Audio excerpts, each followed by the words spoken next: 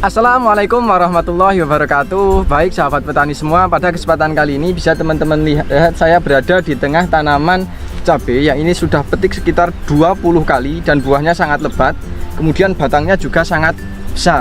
Dan hal yang sangat menarik adalah pemilik dari lahan ini adalah seorang pemuda yang masih tergolong milenial dan beliau adalah seorang sarjana. Dan informasi tambahan, ini untuk satu kali petik itu dapat menghasilkan sekitar 9 kintal untuk satu kali pemetikan di harga 80.000. Nah, bisa dihitung sendiri kan hasilnya berapa? Kita akan bahas tuntas setelah yang satu ini.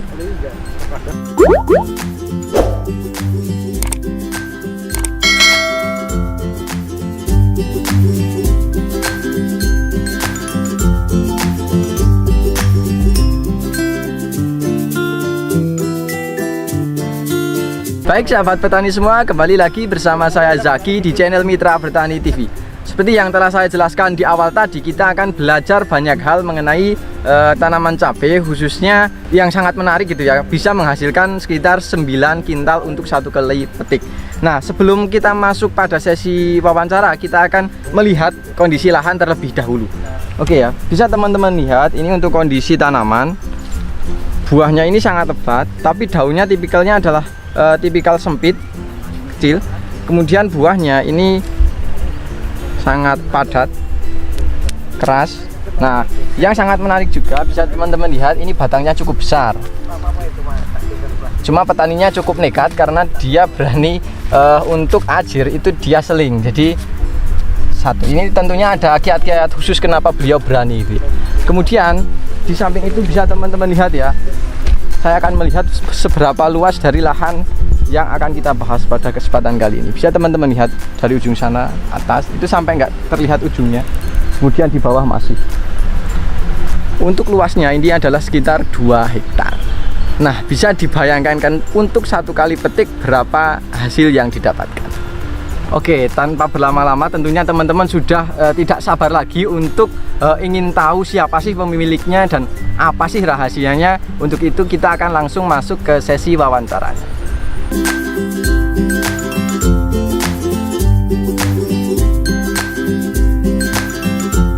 Oke ya, mungkin sahabat petani semua sudah tidak sabar ya, ingin tahu sih siapa di balik layar yang sang pemilik dari lahan ini. Moga Mas bisa langsung memperkenalkan diri. Halo, assalamualaikum warahmatullahi wabarakatuh. Nama saya Pulung Widya Handoko. Saya seorang petani di Dukun Magelang, tapi ini lahannya berada di Sawangan Magelang. Saya di sini masih berumur 25 tahun.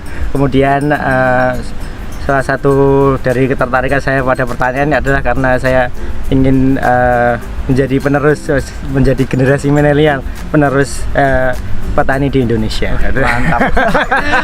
Oke, jadi beliau adalah Mas Pulung yang beralamat di Dukun ya Mas. Iya. Tapi ini lahannya bertepat di Sawangan, Kabupaten Magelang. Iya. Gitu ya Mas.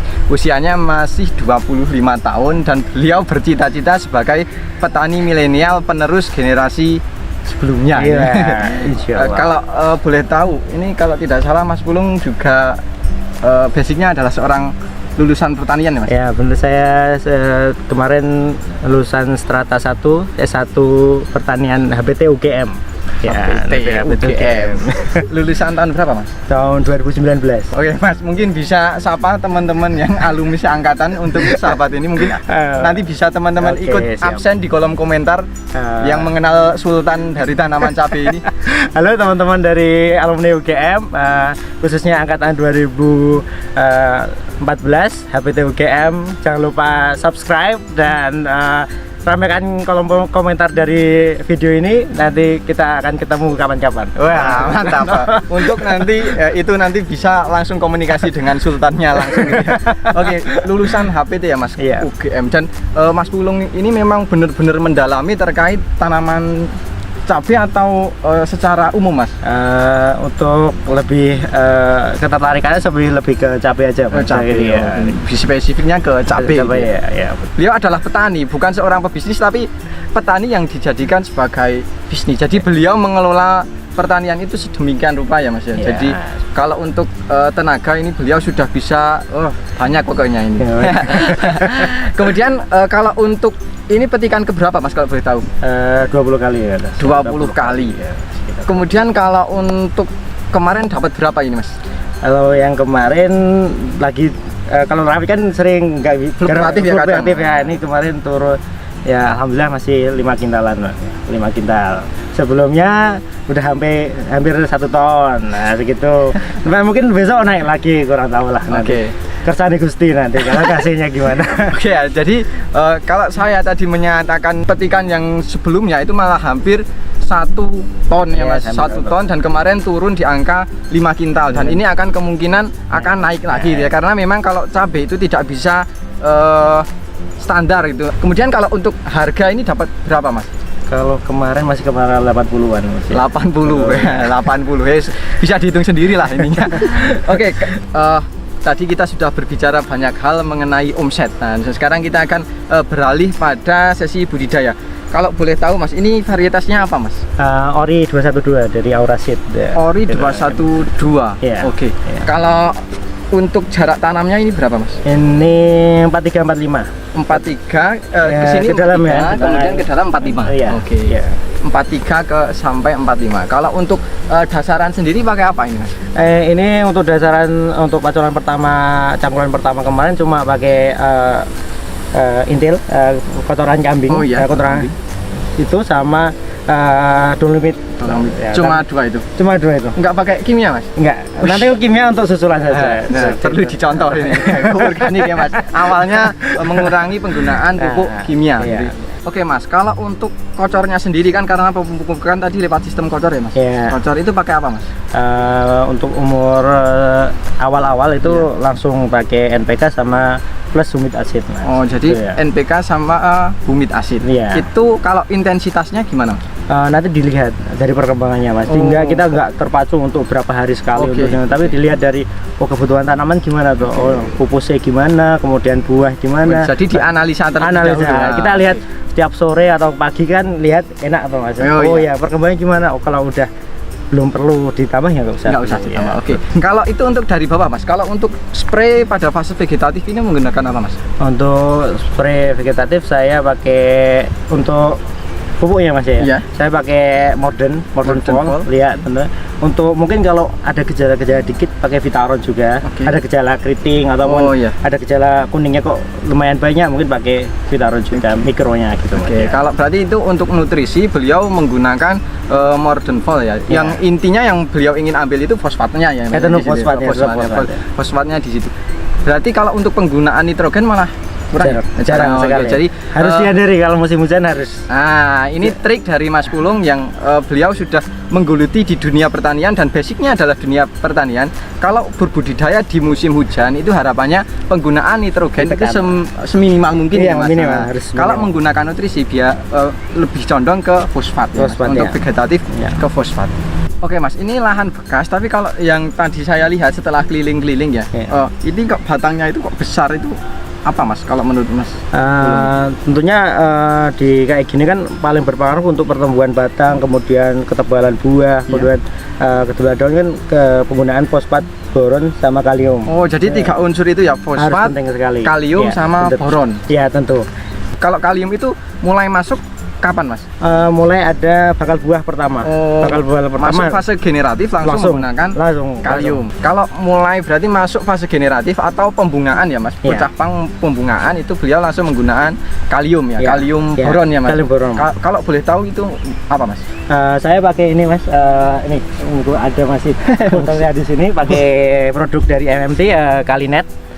Dengan kandungannya ini ada fosfatnya, kalium sama boronnya, ini lengkap buat apa pertumbuhan dari buah sama batang gitu. Oke, sesuai yang diceritakan beliau untuk menghadapi musim hujan, beliau nutrisi menggunakan fosfat, kalium, boron, dan alhamdulillah di sini lengkap ini Mas. ada semua gitu.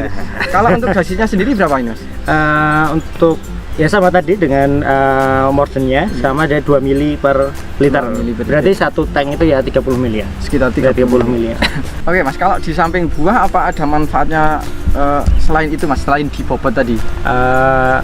Ada tambahan satu lagi Mas, ya itu sangat berpengaruh untuk yang pada ada harga cabai kalau lagi keadaan naik ya Mas ya. Mungkin kita nanamnya telat, masih 1 bulan, telat 1 bulan atau gimana, dengan itu harusnya panennya bisa 100 hari. Kalau ori kan rata-rata 90-nya sampai 100 hari. Tapi kalau dengan penggunaan Kalinet ini, kemarin saya bandingkan dengan yang lain tanpa menggunakan Kalinet, lokasi saya yang saya gencar terus pakai Kalinet itu, ini maju 20 hari, 80 hari udah panen ya, seperti itu. Oke, jadi ini bisa mempercepat waktu panen. Jadi Mas Pulung ini mempunyai lahan tidak cuma satu, jadi beliau juga sambil riset ya Mas, sambil penelitian secara mandiri.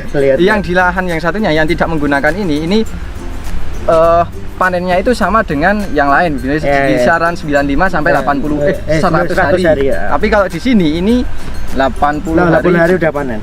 Tapi itu cepat habis nggak? Percuma kalau cepat habis, cepat buah tapi cepat habis. Kan dari penggunaan Kalinet juga dengan kalium fosfat boron itu termasuk dari ketahanan tanaman juga. Dari ketahanan tanaman, kemudian dia itu batangnya kuat, buahnya kuat, pucuknya juga, jadi lebih tetap keluar pupus juga terus.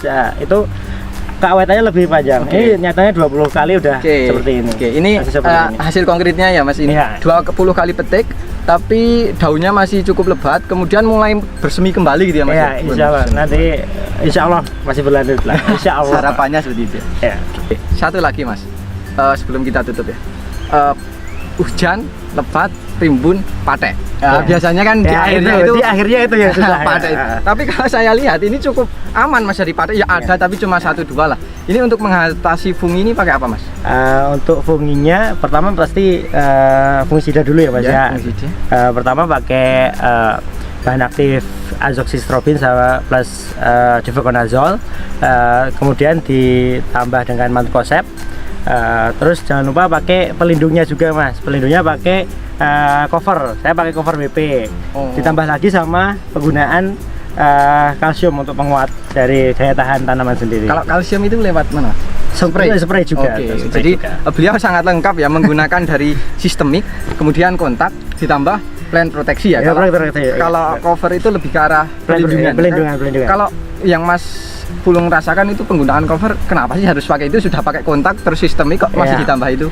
Dilihat dari semua kita di kayak habis hujan ya Mas ya, kelihatan bahwa dengan penggunaan cover selama aliran air gitu kan, kebanyakan hujan langsung masih ada yang menempel gitu banyak. Mungkin dengan penggunaan cover itu luncuran airnya itu lebih cepat juga, gitu. Kemudian dilihat-lihat lah Mas. Jadi kayak menciptakan semacam lapisan lilin gitu. Ya. Mungkin jadi Mas Pulung terima kasih, itu ilmu ya.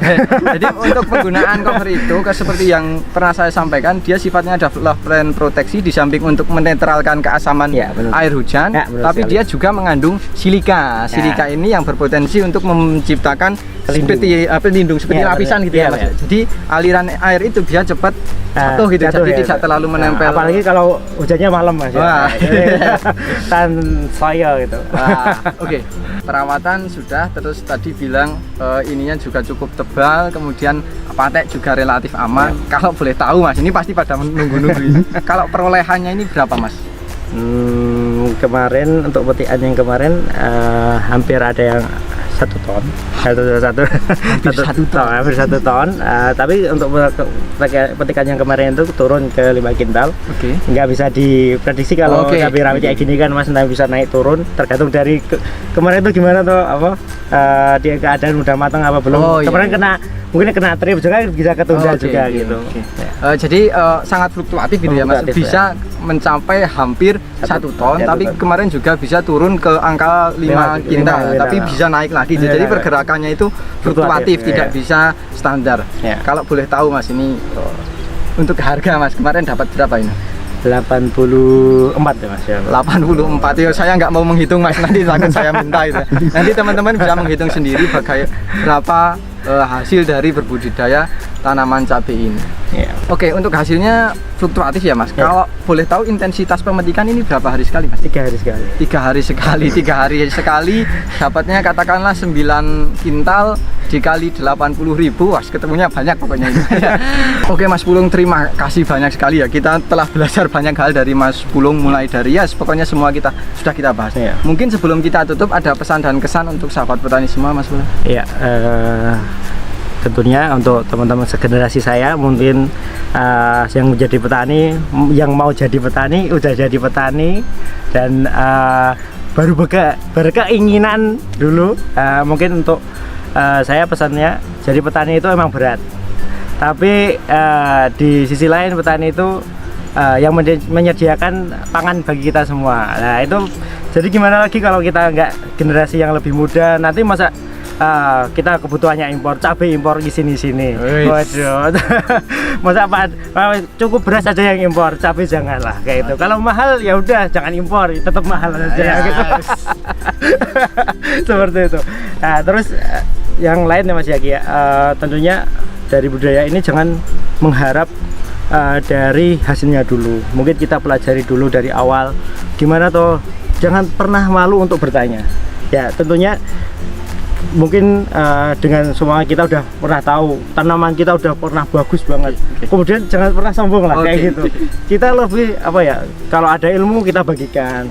Kemudian ada ilmu lagi dari senior, ada yang lebih muda, jangan pernah tahu jangan pernah malu lah untuk bertanya. Mungkin dari ilmu-ilmu yang lain itu kita mempunyai sebagai pelengkap dari kita besok. Yang kita hadapi kok berbeda, kasusnya berbeda, mungkin itu nanti akan lebih kita bisa lebih siap untuk menghadapi kalau kita udah terjun di dunia pertanian. Oke, sangat dalam sekali ya pesan dari Mas Pulung ini. Beliau adalah seorang petani milenial, beliau juga adalah seorang akademisi ya, lulusan strata 1, bukan main-main ya, UGM. Tapi beliau tidak pernah malu dan memberikan spirit untuk sahabat petani semua, karena selagi kita masih hidup, petani itu masih tetap dibutuhkan. Ya, tentunya. Jangan pernah malu menjadi petani, karena Mas Pulung aja yang lulusan UGM ini malah bangga, apalagi kita yang punya yang seperti ini gitu ya. Mungkin terima kasih sekali Mas Pulung untuk ilmu dan semangatnya. Semoga banyak teman-teman kita di luar sana yang berkeinginan dan tidak henti-hentinya mau jadi petani gitu ya Mas.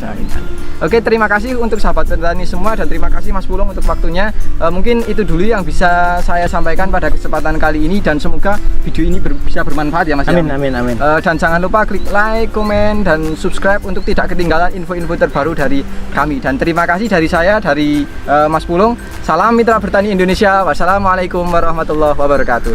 Dan sampai jumpa di video kami selanjutnya. Mantap.